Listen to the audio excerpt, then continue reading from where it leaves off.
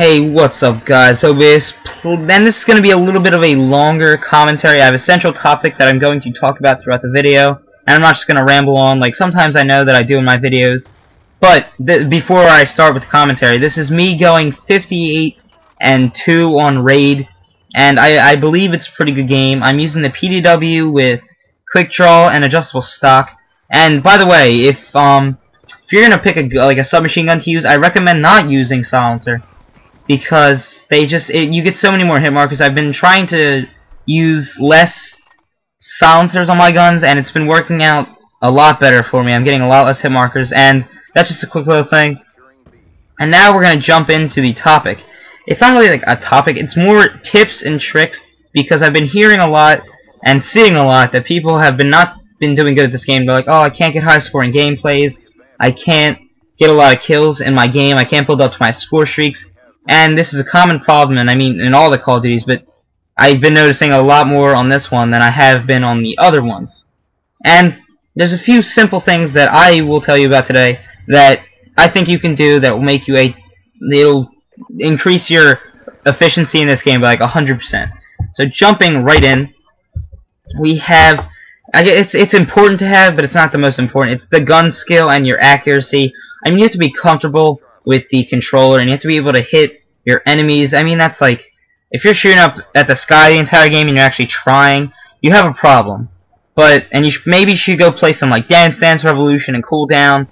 But I mean, you have to have some type of like accuracy and gun skill to play this game, to play any Call of Duty or like first-person shooter. You just have to be able to hit your targets. I mean, most people can do it. I mean, basically everyone can do it. There's only a handful that are like, they're just like, oh, I can't hold this controller thing and press all these buttons and just memorize it. But so that is just it's a big thing, but it's a little thing, if that makes any sense. Like, it's not like a big thing to actually like be good, but like I'm considering that everyone, for these tips and tricks, they can actually play some type of Call of Duty pretty decent. And then my next tip is, I covered it in my individual video, but it's playing with teammates, because you have to be able to communicate with your teammates, and it just works out so much better because you can control the map. You can tell them like, hey, can you use orbital VSAT, counter UAV, and UAV? I do that sometimes with my friends, and it really works out. Like, you can tell them that, and they will just support you when you're trying to go for these high scoring gameplays or whatever. But I know, like, a lot of people, like a lot of my friends at least, they're like, oh, I don't really like the game, so they don't play it, so then I really can't play with them. But a few of them do, so that works out for the best, and we all play together. But it really helps out. Overall, it just, if you can, like, control the map so good that you just, like, the opponents are only spawning in a certain corner of the map, and they're not getting out of that corner, that will work out tremendously for you, because you can play the objective better, and of course get more kills, because they're all going to be like in a bunch. So my next tip is, if you want to find out more about like the teammates and like what I think about that, there's an entire video, like I said. Just go on my channel and you find it. The next one is movement while in gun battles. What I mean by that is jump shotting, drop shotting, and strafing. Those are the three that I kind of like use, and there's other techniques, I mean, but if you've ever watched like a really good player play, or like a game battles, they constantly are drop shotting and strafing. And if you don't know what I mean, drop shotting is just when you start shooting at an enemy and then you drop, and then all their bullets go over you, and it really works out. Unless like, sometimes aim assist picks it up and it really helps the other person, but usually it doesn't. And drop shotting, that just gives you, I don't want to say unfair advantage, but it definitely gives you a leg up on the competition, especially in those head-on-head gun battles. But overall, it's better for you to actually try to get into a gun battle where you can have like a head glitch or something like that. But if you can't, drop shotting and jump shotting. This game, I would say that I jump shot more than I drop shot, but this game I actually don't think I did a lot of either. I don't usually drop shot. I don't really feel comfortable with it. I know that some people play on like Combat, I think it's called, or Commando or something like that, the button layout, and that's better to use. But I personally don't. Jump shotting, it's just when you start shooting and you jump around and you jump from left to right and you jump around a corner and you just give them you give them a smaller target to hit, I guess. Not really. You just like they have to have some better gun skill, kind of like they all connect. Like all these tips connect together. Like say if you're on the opposite hand of this and they're jumping and they're drop shotting, you have to have some gun skill to know that they're like they drop, so you have to start shooting down. And they jump, you have to start shooting up and around. You have to follow them with each of your shots, and it's pretty hard to do. So if you're doing it, that really gives you an advantage when in gunfights. And that's another really big one that I really recommend. That's like the biggest. I don't know about the biggest. There's another tip that later I'm going to talk about that's probably bigger, but that's really big, guys.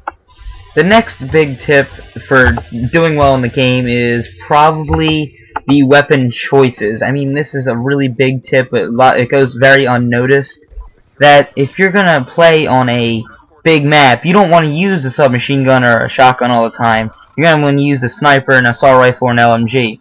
But the counter of that is that if you're gonna play on a small map, you don't want to use a shotgun or a freaking I honestly don't know. But what I mean here is that you just gotta choose the right weapons for the right maps, and also, it's not cheating, but definitely pick the overpowered guns if you want to do good, because, I mean, like yesterday, but also, the counter of that is that you have to pay attention to the patch updates, because yesterday there was a patch that the PDW, the FNFAL select fire, and the MSNC got nerfed, and if you don't know what nerfed is, it's made worse. If you don't know what buffed is, it's made better. And those three things, because one of them's not a gun, it was nerfed.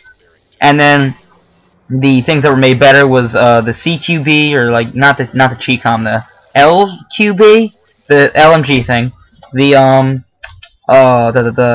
SCAR and the SWAT. Those three guns were buffed because they were realizing like, oh, a lot of people aren't using these, so let's actually make them better so maybe people will use them, because they want a lot of variety, but they've been realizing that a lot of people use the MSMC and all this other submachine guns, and they don't really use the assault rifles. But they try to change that, so you have to, every once in a while, if you really care, you should go watch a YouTube video on like the patch updates, and to help you find out what guns are going to be really bad the next day that were like really good the day before, and vice versa. And it really helps out, because I'm gonna probably be using the MSMC and the PDW a lot less, and I actually might use the SWAT, because actually I liked that gun before. I thought that gun was pretty good, so I'm gonna actually go try that out in a little bit, and I'm gonna try to get a gameplay with that. But that's beside the point. So I mean, actually, it's not really beside the point. But see what I'm doing? I'm pay attention to the patch, and I'm gonna go use the patch knowledge that I have to do better in the game. And that's just one little thing that will help out especially. And the biggest thing that I've noticed is playing the objective. That is the biggest tip that I could help you with, because Treyarch made this game so that people don't have to be the best slayer. There's where I died on my nuke. But they don't have to be the best slayer to be the best player. But that, yeah, because you can get your score streaks and all these, like, and score streaks lead to kills, so you can just get your score streaks faster if you play the objective. Like right now I'm on the B flag, and if I capture this I get 200 points. So yeah, I just got 200, and then if I capture a neutral flag, I'm just going to use Domination because I play it a lot and I know the examples. So if I get a neutral flag cap of the B, it's 200. If I get a neutral flag cap of A or C, when no one like controls it, I get 50. And if I get a flag cap of the opponent's like flag, I get 200. If I get a kill while the enemies, or like while I'm on the flag, I get, I think, 150. Which, I mean, those will help you build up things like the score streaks so much quicker. That is the biggest tip that I can give you guys to help you really honestly, like genuinely be better at this game. It's playing the objective. That really helps out. That are my tips for today. I think I gave you 5 or 6. I hope you enjoyed this video. I hope it helped out. Please leave a like rating if it did help out or you enjoyed it. This has been Oblivious, and goodbye.